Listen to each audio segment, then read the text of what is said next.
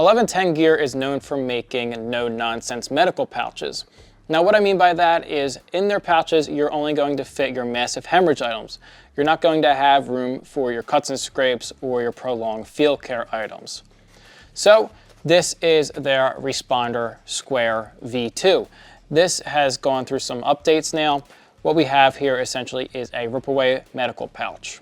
Now on the back of the pouch, we do have two 5-inch malice clips. You can mount this either vertically or horizontally.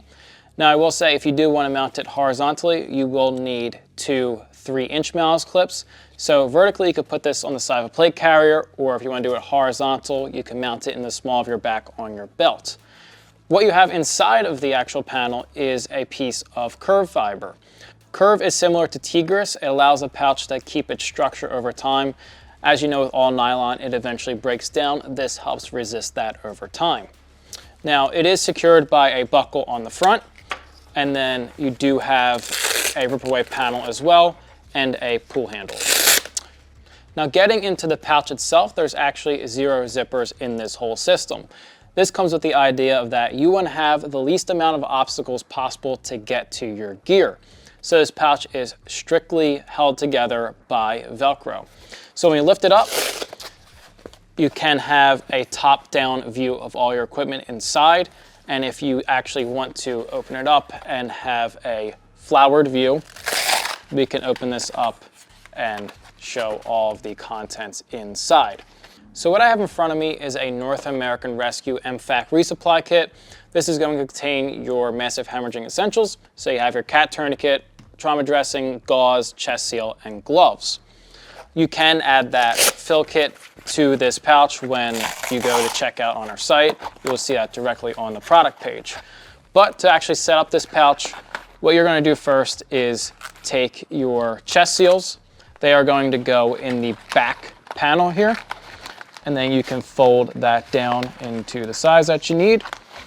And then you're going to take your ETD and put that right on top of your chest seal. Now ETDs are great. The NAR ETD is extremely simple design. If you do have some medical experience, there are other trauma dressings out there, but the NAR ETD is one of the most popular options. Now on each side here, you have a red tabbed Velcro unwrap, and you have a standard piece of elastic. For the Velcro unwrap tab, we could put our cat tourniquet in that.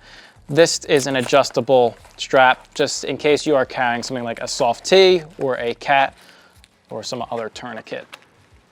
And then we could take our gauze and put it directly into here on this side.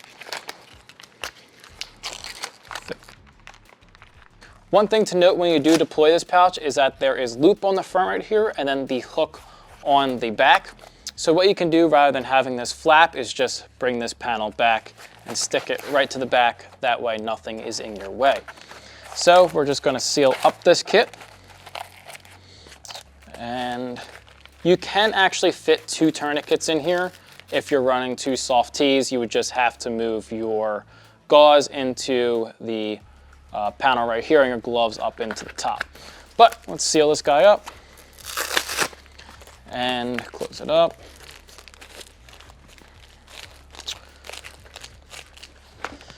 And then you are able to adjust the buckle retention, and then we are going to just snap this guy closed. So it's a relatively simple pouch.